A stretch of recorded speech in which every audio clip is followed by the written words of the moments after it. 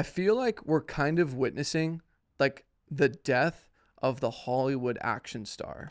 You know what? Fuck this. I'm going to over it. sell the property. I'm over it. As soon as it feels like an ad, we're like, I do not want to watch this. Dude, like, do you want to be this starving artist?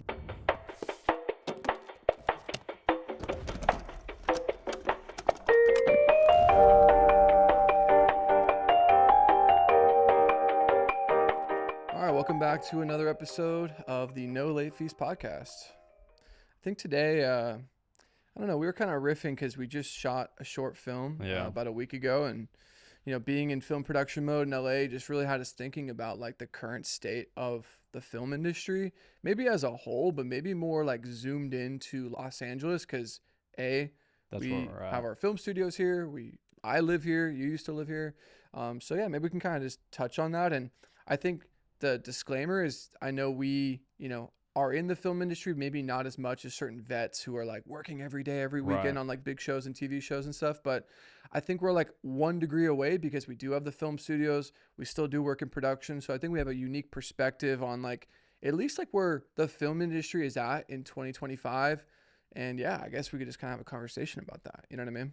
Yeah, I mean, I was just talking about this with you. Like, obviously, these takes are our personal perceptions, and what we're going to say in this episode doesn't mean it's a truth or a Bible or everyone's experience, but I feel like we can speak from experience, like you said, having the film studios and working in production, and just also having a lot of friends or colleagues who are in the industry.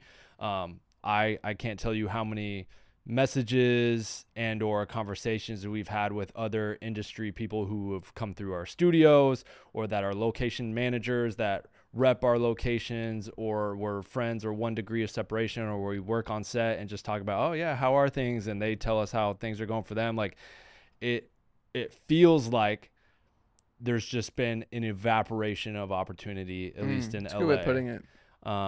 Like I just feel like personally when I'm back here now, currently in 2025, it feels, I don't want to use the word ghost town, but it feels like LA feels like a former shell of itself in terms of the film industry and the opportunity that used to be here. I know coming up in 2013, I don't know if you felt it, but like the energy here just felt so palpable in terms of just like productions that were happening here and just the constant opportunity that was happening.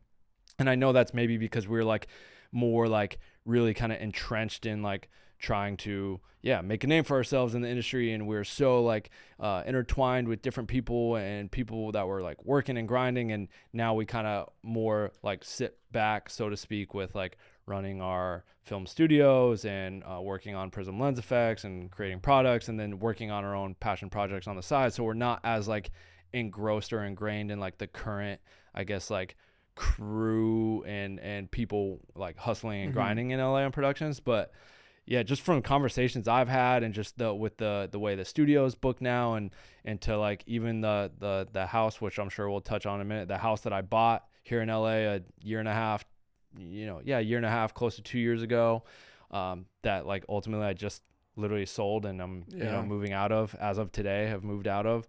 I think there's a lot to be said of like, it feels like the film industry is dying, or slowly dying. Yeah, and I guess to like zoom into LA initially, and then maybe we can like zoom out for the whole industry, right? Like when I first moved here in 2012, wow. Like I remember, I think this is like it's a two-pronged thing, because when I first moved here, I was just so like, wide-eyed, right? Like I wanted to be in LA. And I remember when I was going to school, I was applying to UCLA, USC, Chapman, but for 1 year, I was just going to like go to a community college, and I went to LACC, LA Community College, just to see if like LA was a good fit before like I sign up for like a 4-year university or whatever, or go to film school. And I remember when I was at LACC, the first week I was there was all these trucks lining the street, and I remember kind of like, oh, well, what's going on? Like I saw a little sign like, filming in progress, always sunny in Philadelphia. I was like, dude, what? Always Sunny in Philadelphia is shooting at my school. And that was like the moment I was like, dude, I'm in the right place. I'm in LA. The school I'm going to is shooting a show that I watched. Like, this is so cool. I can't tell you the last time I've seen those trucks lining the streets. Like, I never see that. And maybe, who knows? Maybe they're all in Santa Monica. I don't really go to the west side that much. I'm more on the east side of LA. But at least where I drive, and I drive like 30 minutes each day to come down and check on the studios, come here. I never see those. Well, I think it's two things. I think it's more affordable to shoot outside California. So you have productions leaving and shooting outside the state and even outside this country. And then two, it has just slowed down and died a bit to where budgets have been cut. There's not as much production going on. So yeah, naturally there's also going to just be that decline of not as many productions happening. I just know even from our film studio side of things, like our locations that catered or have catered to typically in the past, like these bigger commercials or 12-hour music video days where, the studio would get $2,000, 2,500 day rate for a crew coming in, or an Adidas commercial that, 6 to 8K over a 2-3 day shoot. Like those, like that was pretty consistent. And that was like, don't happen anymore. And like, there's only a couple reasons of why that could be. Budgets are just in general cut and being slashed. And two, like maybe the majority of those productions that would happen, or maybe there was more of those happening, years ago, are now like, in Atlanta, or like, Nick, what were you saying? Like, where are some of the countries that are Vancouver and Canada, Bulgaria, like just you have so many productions moving. And I have even, like I said, a couple friends that are DPs, one guy that even owns like the Cine Milled guy. Just the conversations I've had with them where they're like working these either dog shit DP rates, just trying to find some work. Like I know Will has been like, I'm like working on an indie feature for 15 days at like $250 a day. But he's like, I got to take it because there's nothing happening right now. For sure. And then, some of these other friends and colleagues, like, picking up, and literally I've had a number of people either move out of state or move to Arizona, or ask me like, hey, should I move to Arizona? Like, I know you live there. Like, is the studios doing good out there? Do you have work out there? And so Ben moved out there, Ben right? moved out there. I've had a number of people even that I've worked with years past on like different TV shows and whatnot, like the Long Beach Poly doc. One of the I think he was like the AC cam op and AC, like he moved to Arizona over the last few years because he's just like, just the cost of living here is so expensive. And so he was just like, I got to find a more affordable place to live. And just trying to like cut down on those, like the overhead and expenses of just their daily life too. I think it's another variable as well. And I think we can also relate to it in owning our own businesses. When we first started making products, we naturally made promo videos in the same way we would approach our films and commercial work, where we would rent monitors. I'd had my Steady, we got an AC, we shoot these anamorphic lenses, and we would shoot our promo videos for our website the same way we would approach our films. And like, we were kind of also mirroring a lot of other brands who shot commercials in 16:9 or 240. And that was a whole ecosystem that created these really high fidelity, high production value assets. And I feel like now I'm sure brands are looking at their bottom line and their P&Ls and the ways they can get stuff done. They're probably like, why do we need to spend all this money renting these or this huge studio stage in LA, all this crew? Let's just send this product to this influencer. We're going to get more reach and they can film it on their phone. So I almost feel like the like schism or like the break in terms of like vertical has taken away the amount of work. So it's not even just moving to AZ, Atlanta, Bulgaria. It's sort of like the paradigm shift of like not necessarily needing these high fidelity 16:9 ads for commercials. We don't even, when we're coming out with new products over the last, I would say even 3-4 years, like we literally do not shoot like promo videos or commercials for our products. Like we literally do phone video reels. Our camera's rigged 90 degrees. Our camera's rigged 90 degrees, and we do more like in studio little promo videos, almost like a UGC, talking about the product, showing B-roll.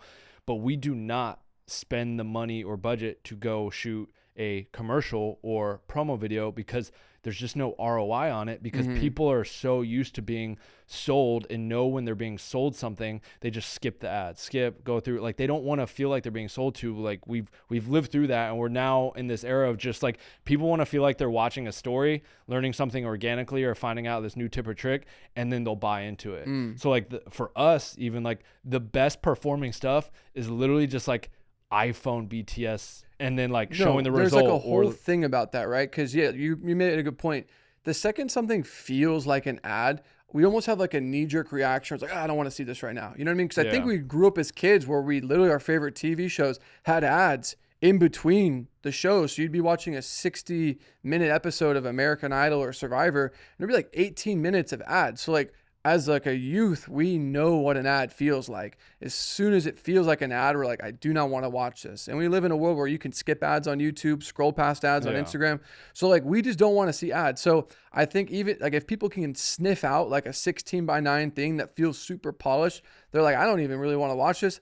I don't want to be sold something right now. Yeah. And like marketing has shifted to like, like assets that are vertical that are ads but feel organic. They call it Yeah. UGC, user generated content. So I guess all of a long way of zooming back out to the film industry, a whole like sector Yeah. is now vertical. You know what I mean? So like that used to be someone working on a proper commercial or a feature or Yeah. something. It doesn't exist. Or those budgets, that maybe the budgets are being slashed, but those budgets could also be being allocated towards not a film crew to film it, but to influencers that are just going to organically make content for their audience. That is where I think brands and companies are finding that their money is better spent, is giving that product or money to those people versus like a whole agency commercial production day, like where they're spending all this money to ultimately not get like a great ROI. So that whole sector's gone. But then I think even like in the music video world, just with like TikTok and shorts, YouTube shorts and Instagram, you have just even like the music artist sphere. I know like, I think Vic Mensa went on his Instagram not too long ago and was just talking about the struggles of being an artist right now and like just the way music pays and how hard it is to earn money as an artist. Like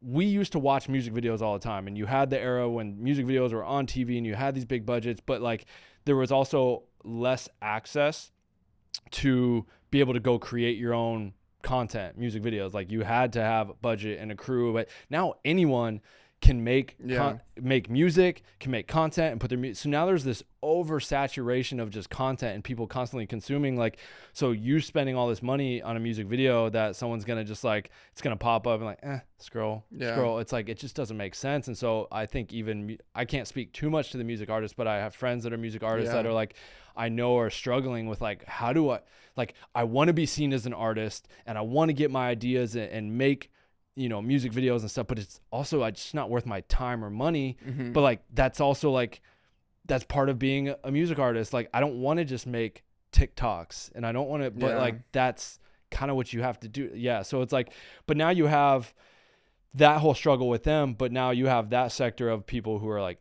music video directors or whatever, like also now having to battle with like, okay, do I just make short form pieces of content for artists now versus like music videos?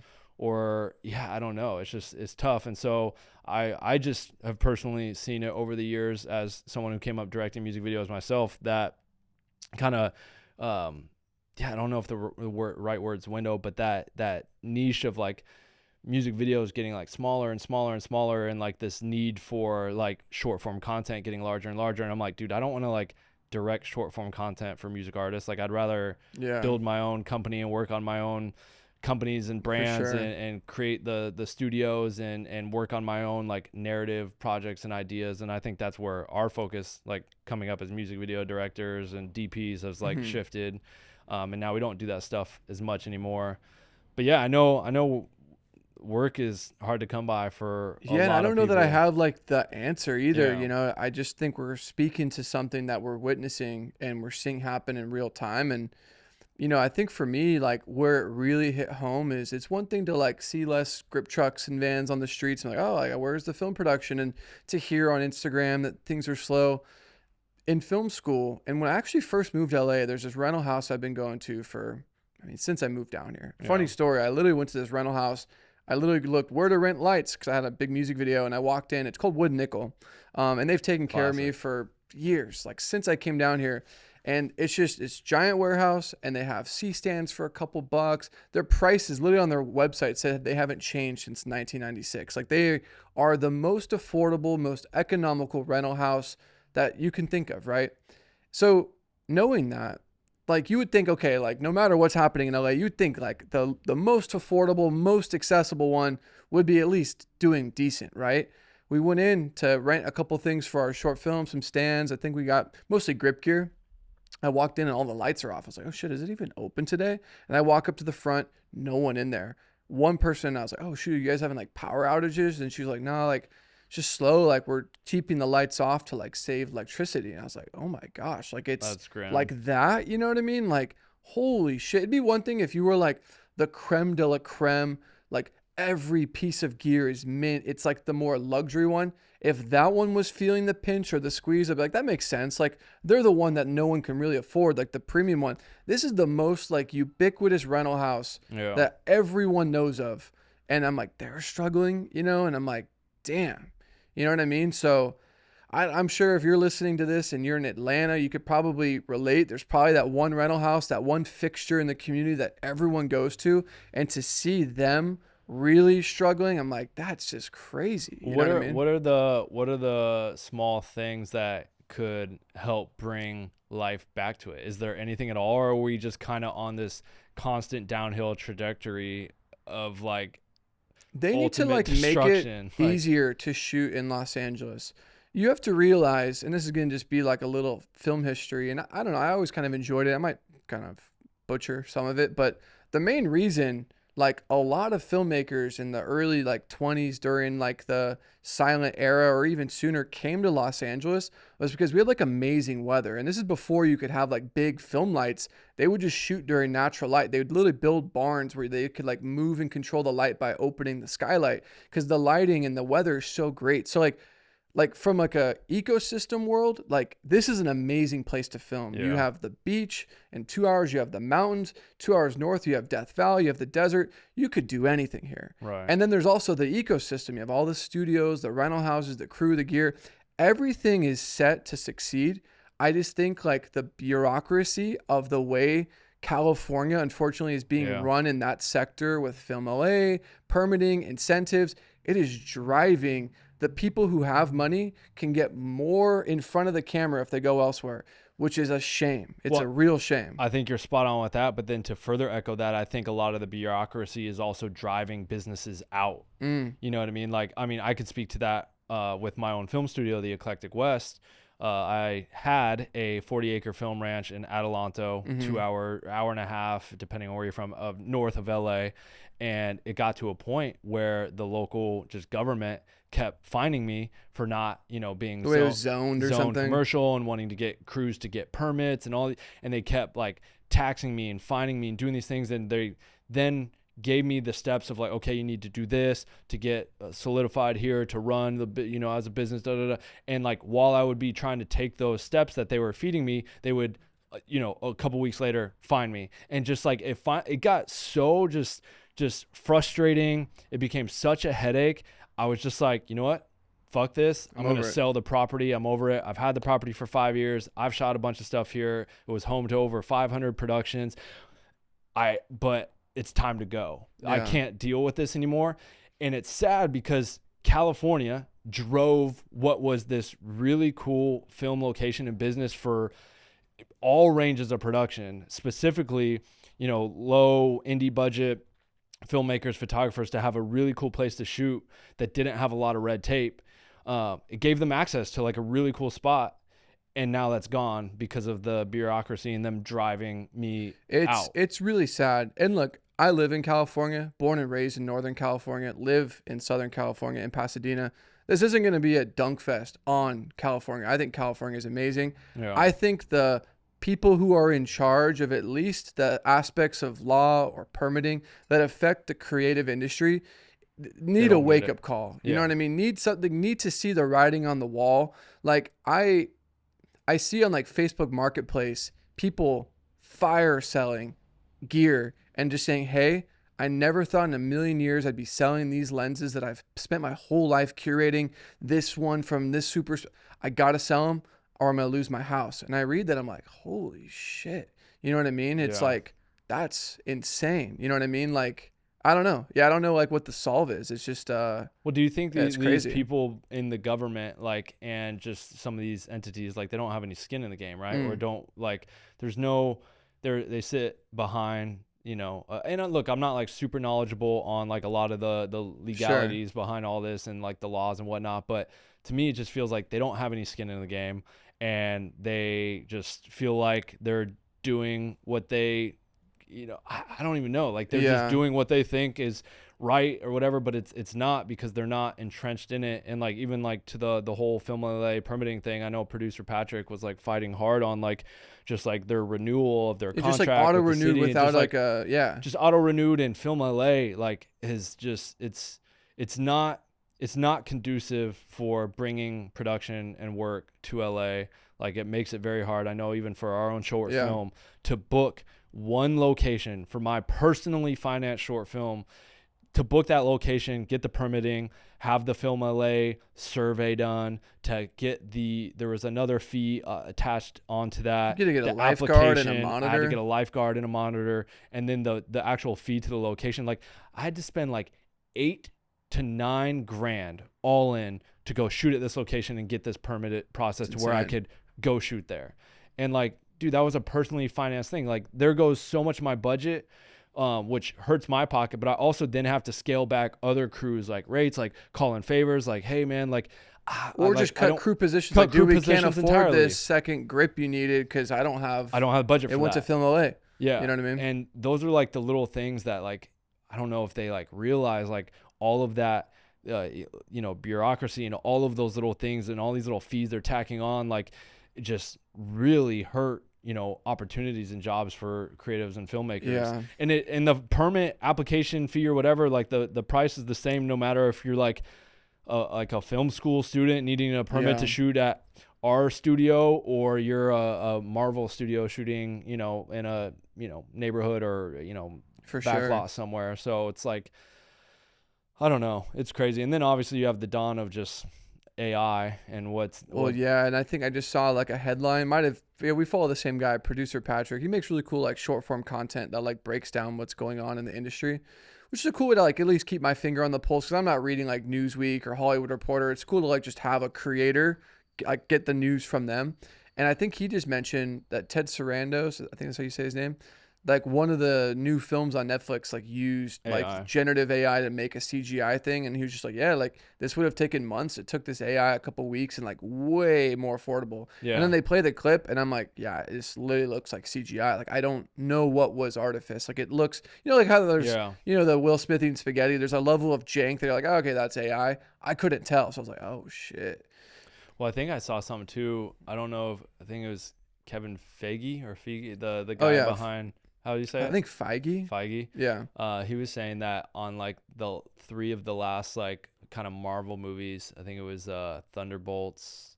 I don't know if it was Deadpool and Wolverine. There was moments where I saw the article, and I could be butchering it, where they used AI in certain ways to help facilitate or undercut, like save money and keep their budgets lower. Because like obviously we've seen some of these movies, I think over the last few years, like these massive budgets, they hit theaters and they don't make their money and flop and have been failing really hard. And he said I'd have to find it, and I could be butchering it, but that they were using AI to just like help keep the budget down, which obviously pulls money from CGI artists and stuff. But also like if people aren't going to see the movies and they aren't purchasing because of just the rising cost of everything, like then they can't. I have a prediction, and mind you, I have to give credit where it's due. I follow these YouTubers who, funny enough, I think their studios down the street, the Corridor Digital guys, and they do like a show called VFX Artists React, where every Saturday they like review VFX. And they had a funny episode recently where they're actually looking at the clip from the new Mission Impossible where Tom Cruise is hanging on the plane. And they were saying like, it's funny because the studios will even doctor the BTS and remove things to make it look like they did a really good job of explaining it, where like they're so gung-ho on letting you know that no CGI was used for the marketing, to the point where like they'll even like manipulate the behind the scenes footage to make it like, oh my God, no CGI. And it's like, I'm making a prediction. I feel like here pretty soon we're going to see in the marketing, no AI was used in this production, as a way to like garner like, oh wow, like how the same way no CGI gets butts and seats to see a movie, like damn, no CGI, I want to see Tom Cruise on an airplane. Boom, that's the marketing. I guarantee you there will be a moment like no AI was used on this film. It'll be like, dude, a real movie? Let's go see a real Yeah. like, bro, I don't think you're wrong at I all. think that's gonna be crazy. You know what I Yeah, mean? I don't think you're wrong at all, because like just with the way that people want to, obviously you have people within the film industry and the creative industry that like when people use AI like are like unfollowing those people or shunning them or like losing respect. Like Yeah. you're gonna have those people that want to support like practically done things that aren't using AI, and like that will absolutely become a marketing ploy for getting people's butts in seats to Yeah. go see a movie or a project. 100%. Honestly, I want to hear you finish that thought, but we gotta thank today's sponsor, which is Prism Lens Effects. We essentially make in-camera effects filters, prisms, handhelds. I mean, shoot, whatever you need to kind of get that little in-camera look you're going for. Obviously, you can come shop in store here in Los Angeles, or you can buy online at prismlenseffects.com. You can save 15% off your next order with code NLF15. No late fees 15. NLF15, 15% off your next order. Shout out to Prism Lens Effects for sponsoring this podcast. And yeah, back to the episode. I've had like a sad realization, and it might just be because I'm a 90s kid. I feel like we're kind of witnessing like the death of the Hollywood action star, in the sense that like Tom Cruise and Mission Impossible, like I don't think there will be another person like him to do it like he's doing. Or you even see Brad Pitt in Formula One. Like these are the actors that I grew up watching, you know, like as I was a kid. Yeah. And it's like crazy because, you know, naturally they get older. They're both in their like 50s or 60s. I'm like, wow, like once they're gone, like who's really next up? I mean, I know there's the Tom Holland and Jacob Elordi, like the next generation of actors, but I'm like, I don't know. Like that's a big gap to fill. Like I feel like they are such prolific action movie stars that I'm like, are we witnessing sort of like the last great action movie with Mission Impossible? Or like, I don't know, like I was watching it recently this summer. I'm like, I don't think they're ever going to be able to do something like this. You know what I mean? No, I would agree. So what happens, question for you, what happens with theaters in 10, 15, 20 years? I think my hot take on theaters is theaters will cease, they will be like amusement parks where when you want to go on a roller coaster and feel something, you go and ride the California Screamin' or go to a theme park to experience something like that. I think there will be large IMAX, huge theaters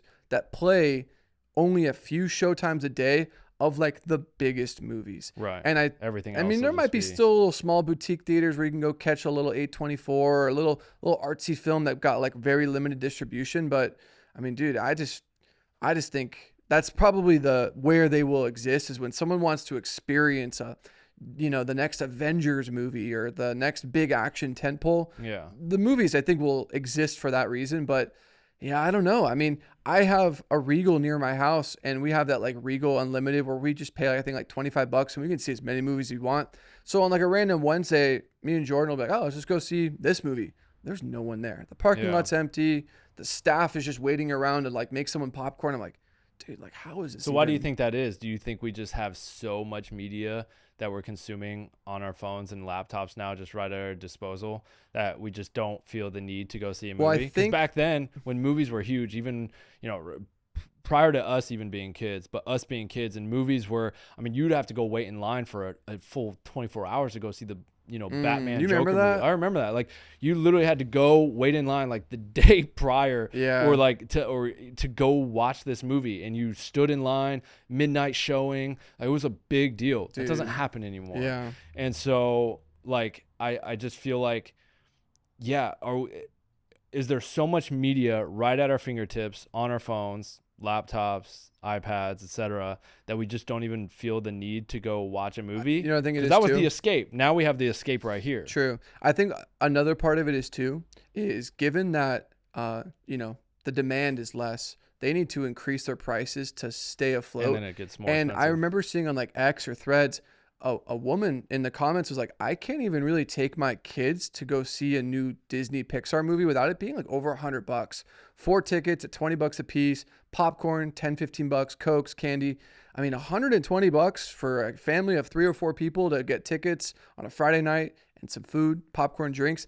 That's, I mean, I think a lot of Yeah. parents who maybe are in some capacities, like that's a lot of money. $120 is a lot to go see a movie. Yeah. So Yeah. I think that's also like, yo, we'll just rent something on Amazon, or like, hey, we pay 20 a month for Netflix. We'll just queue something up there. Yeah. So it's kind of like the earlier part of our convo where like now the film industry and the commercial industry has like this like divergent path where short form content is occupying a larger space. I think in like the theater distribution route, there's other ways we can consume media where like that used to be the only place. You know what I mean?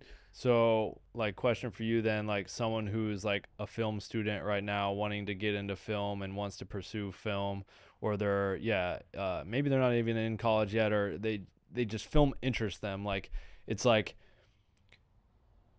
would you even recommend that as a career path in terms of um, Yeah, it's a good like question. find like right what am I trying to say, how am I trying to basically, like, I know there's a lot of people that get into film because they love it, but then there's a lot of people that obviously want to get into film because they love it, but they also like, cool, like, this is how I'm going to make my living. Like, Hmm. is it a sustainable, viable option to really make a living, like a I true living think in film, the modern, solely film, not, you know what I mean, no, for like, sure. I mean, it's, you have to be open to being creative. And I think like a perfect example is Julian, someone we work with all the time. He's a cinematographer, he has a red camera, and he creates short form content. He makes reels, he works with brands, he has brands sponsor, give him gear. Like he is not just locked in on like I am a DP and I am nothing else. My website is curated. I've, you know, the old way a DP would kind of appear is they have a vibey Instagram, a Squarespace website with some stills. You hover over the still, boom, a Vimeo staff pick lands. You're like, dude, that's a DP. Wow, this guy's amazing. Now it's like you have to like have a few different like, you know, levers like that you can yeah, pull. your hand in a few different jars just to like, you know, because if you know you have to like make the, I'm sure he like makes income from like different things. We Yeah. hire him to make a reel for Prism. Nanlight's giving him lights. Hollyland's, you know, so he's got like multiple things going. So I think a modern filmmaker coming up in the ranks has to be open to multiple revenue sources to really chase something that, yeah, what normally you could just do that one thing, you have to actually do like quite a few Well, I know we things. were talking with BB, Brian Beckwith, BB the DP last night, and he was talking about how, you know, he doesn't like really give a shit. He'll post what he wants to His post, and reels he are just funny. has like some really funny reels. And he was saying a buddy of his who is like that quintessential Mm, artsy DP yeah, yeah. posted this reel and a trial reel that's kind of more of like this like silly, like, you know, just phone filmmaking whatever reel, Yeah, not yeah. like this artsy piece of work or frames or whatever. And he said it has like a couple million views or whatever, and he won't make it public because of The the optics. optics of that, him posting that like Yeah, reel isn't that that's like, interesting? and it's like, dude, like, do you want to be this starving artist because you're worried I about the mean, optics of, who is the director of Anora?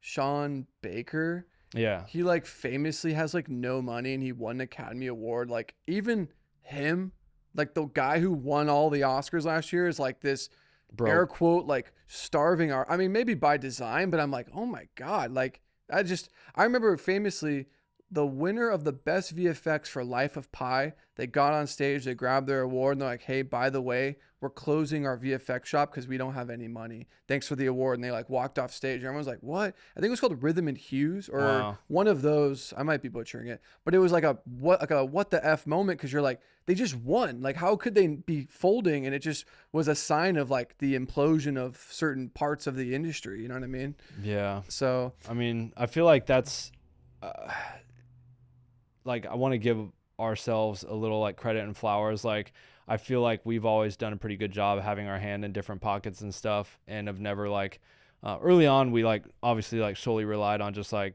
you know, DP directing and just being like straight up, you know, the quintessential like filmmaker coming out of film school. And then we kind of got, a little dip or taste of like what earning other income still in the sphere of filmmaking, but like outside of like having to actively work on set was like. mm-hmm. And it was just like, oh wow, there's like, you know, something here. And that, I think that all started with like selling kind of our, you know, digital assets, which ultimately led to like our video guide and manual, which led to Tropic Color, then Prism, then Oh yeah, the studios. And I think, at least for us, we look at that stuff as just another creative arm of the filmmaking world. Like, and I feel like that's what some people just need to maybe like understand and realize is like, just because you maybe venture off and do this other thing doesn't make you any less of like a filmmaker or a DP or whatever it is. Hmm. Like, you're still that thing, but you can go do this other thing and make extra money or make a living and be more than, I don't know, just the DP that posts vibey frames. Yeah, And I just I think you think have to in adjust. 20, like, you just, how long can you do that just moving forward in 2025 and beyond, just with obviously the downturn of, like, I would say if you were like not wanting to do that stuff, like, and post other stuff or venture into other things, like even like 6 years ago, 7 years ago, like, I get it. But now, if you're still holding on to like, no, like, I don't know, it just seems like it'd be Yeah. uh No, I mean, I really do need to share the story. I feel like when we were doing the creative entrepreneur stuff, we shared a lot of like our entrepreneurial like journey. But for people who maybe have never heard that story, like essentially in 2016, we had been like on a tear, just doing so many music videos. And you had on your like online store, it wasn't even Squarespace or Shopify. I think it was like Big yeah, Cartel big cartel. had made this like video manual like, hey, here's my settings, this is what I do, oh by the way, this is my little trick, you change the frame rate to this.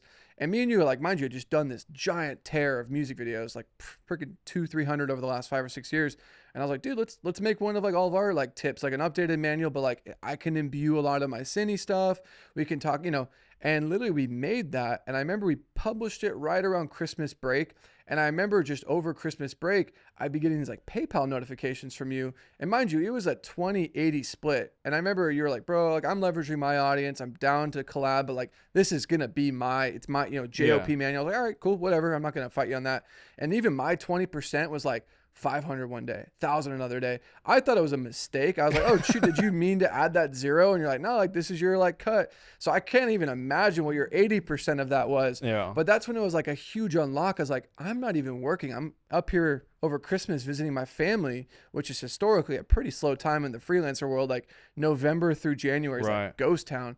I'm like getting these little 500. I'm like 500 is like a day rate low key, and I'm making that off of like a digital Just sale.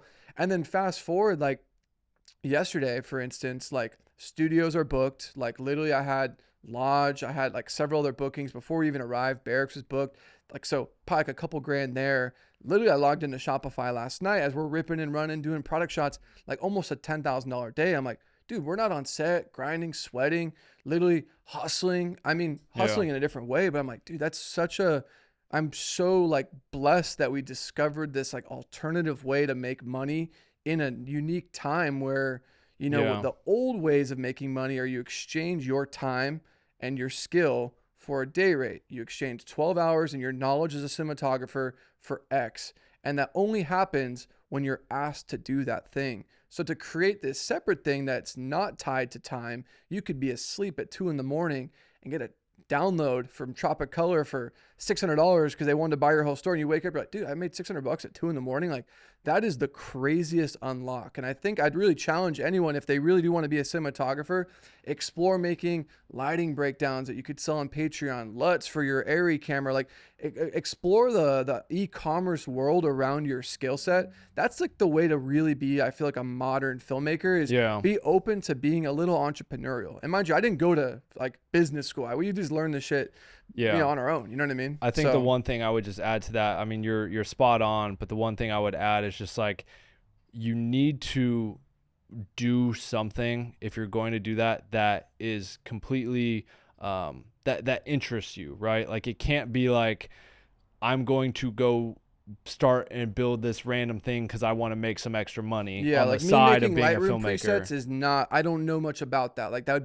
would be out of my comfort zone. You know What what I we mean? did was took our knowledge, interests, and skill sets and built products, businesses, things that interest us, that completely like surrounded what we were doing. And it Exactly. wasn't like some random thing out of left field of like, oh, this is how I'm gonna make some extra money on the side. You know what I mean? Yeah. It was a direct correlation with what we were already doing. Like, cool, we're shooting music videos. Let's open a location where we can shoot those music videos, but other people can rent them out. Boom. It's like, oh, we're already coloring and creating these effects ourselves for editing these music videos. Let's also create more of those and sell those. Like Exactly. everything was like a direct, branch Adjacent. off adjacent. It wasn't like some random idea of like, this is how I'm going to make extra money on the And the side. times where we have tried to leap beyond our comfort zone, Yeah. it usually has failed. Yeah. Like Onset Pass, me and you, yes, filmmakers, yes, make videos for a living, but trying to make a streaming subscription SaaS business, never had done it, didn't work. Because we weren't really able to, it was the natural progression of like, oh, like we already do this. It was too big of like a Yeah. leap into something that was too unknown. Yeah. And I really do think that was the main reason that didn't work is like the whole, I mean, bro, I remember running that subscription thing. We got like a random bill for like $10,000 because when you own an app, the app companies make you push out updates to everyone who owns an app. And to do that requires like a quarterly $10,000 bill or whatever, how many subscriptions you have. And I was like, what? This is like, what the, like, we Yeah. didn't know that. You know what I mean? So like Yeah. the more going into something where there's a lot of unknowns, it will likely cause you to fail eventually. You know what I mean? Well, and then especially if you're doing it with the intention of like, trying to make money first versus like this is something that we're truly like passionate about.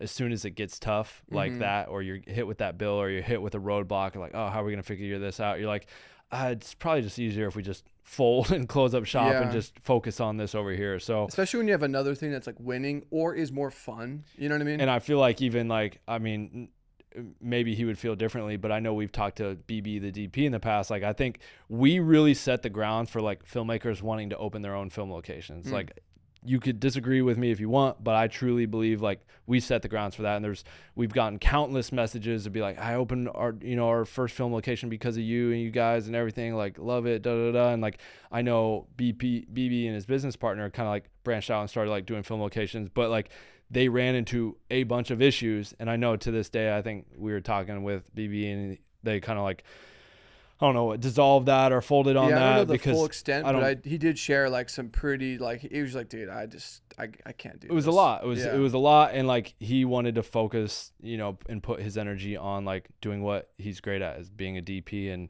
and working those jobs and gigs, which he's phenomenal at. But like it really needs to be something that you're like passionate about, Yeah. and have like be directly adjacent to what you're doing. Cause yeah, as soon as like that shit gets hard, and it will get hard, because starting any sort of like business or side hustle requires your time, attention, dedication, and there will be moments of like, fuck, like how do we figure this out? If you're not truly passionate about it, like it's gonna be easy to just like give up on that thing, No, fold, it's and be literally, like, I think yeah, I mentioned it in that other pod. It's the dip. Yeah. You know, you're going up that line, and then here's the thing that the end goal is going to be amazing, but you have to go through that valley of suck. Yeah. And a lot of people don't make it out of that, but once you get out and figure it out, boom, Prism. Well, we've done that with Prism. I mean, Prism started off this fun little side project, side hustle thing that was like directly related. We're making products for our own like music videos and stuff. And then there was these moments of like naturally where all of a sudden we're having to go through these real deep valleys of like. Let me explain how deep. There was a moment, bro, when I was doing the inventory where our current ledger that we had to pay our factory was like $270,000. And mind you, there was months where we're pulling in like 400K. So it was, but like seeing that balance due, and then we had an agency, which we still probably should do a full episode about. We owed them an 18K a month retainer for them to run ads and do various tasks and stuff for us.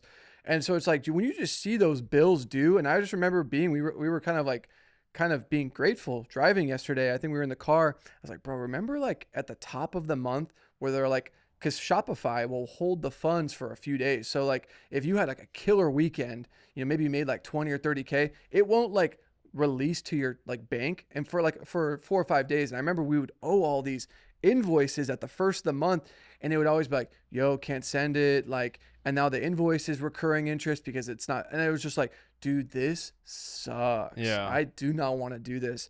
And I have to give Anna credit, our business manager. She was like, guys, I can do it. If you want to fold right now, we can figure that out. We can do chapter 11. We can close this. But I really do think if we can make these changes, and one of them was letting go of the agency, letting go of the old accounting people, I think we can weather this storm. And like, oh my God, thank God we did. You know what I mean? So I guess as a little whisper, or if you're doing your company and you're like, oh man, do I fold?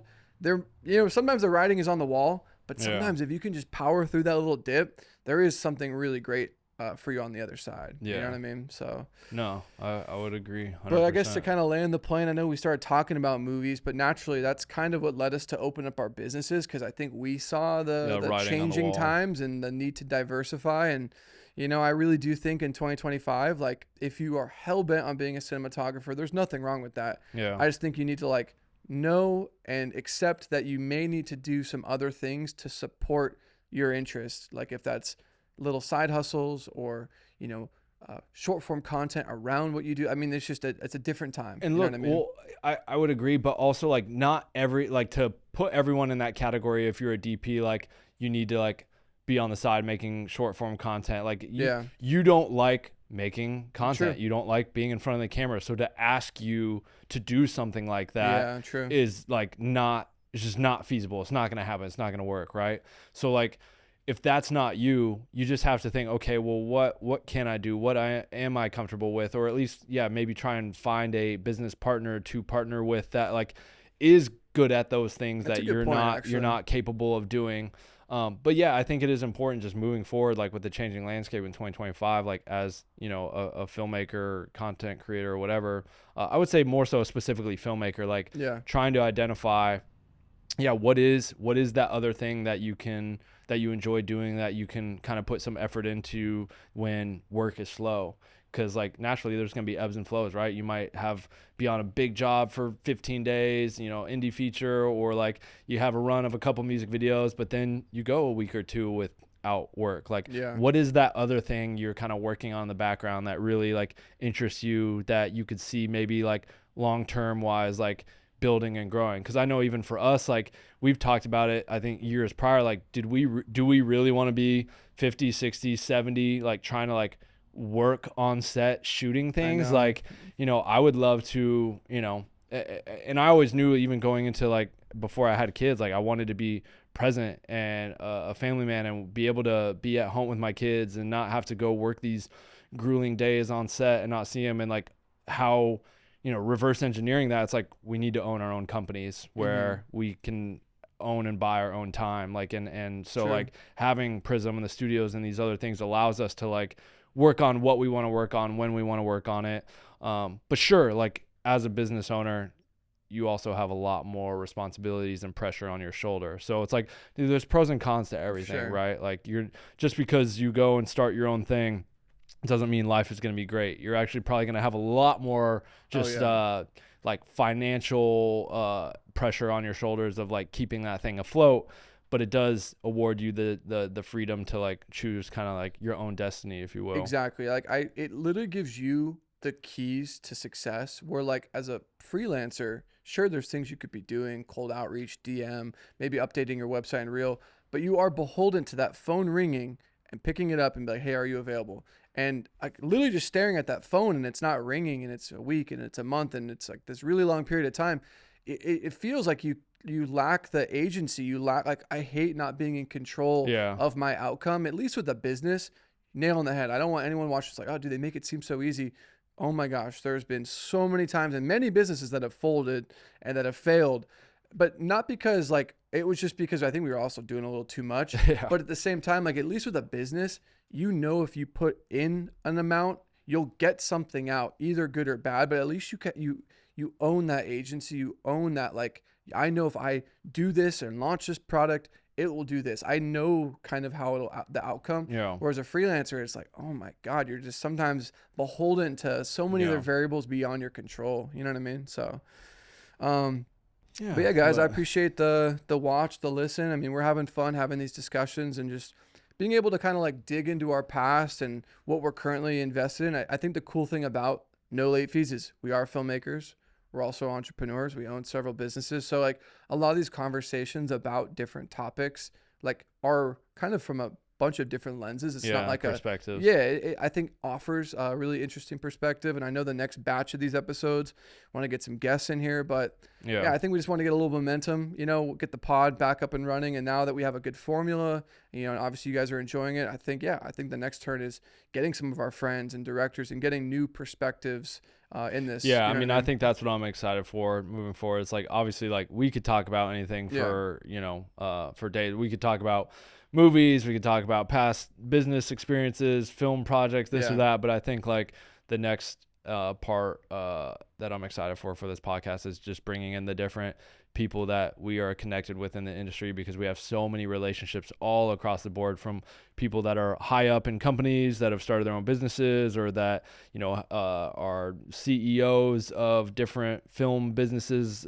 We have friends that are colorists, DPs, directors. Like we have people like just, I don't know. I think our network is very broad and wide Mm-hmm. across the board, of just like people that are filmmakers, people that are business owners, people that are both, Yeah. and just also people within the just creator economy in general that kind of like are filmmakers, creators, influencers. Yeah, I don't know. So I'm excited for that aspect of it. And yeah, I hope you guys are too. So it's not you guys always just listening to Tom and Jake just Yeah. riff and Even though talk I about. will admit, I do feel like we have like pretty good banter. Like I have listened to podcasts where it just feels so robotic, and it's like the benefit of being friends with you since like 2013 is like, bro, we've gone through so much shit. Yeah. Like we've experienced so much, done so much, companies, sets, movies. Like I don't know, like it just feels like.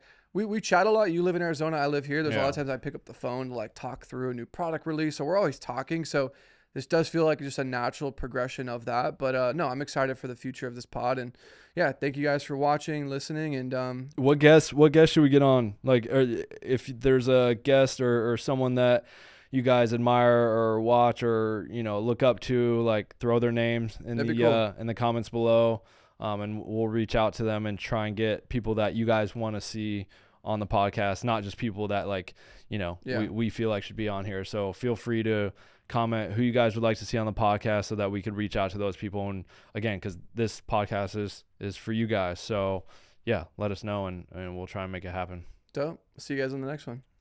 Peace.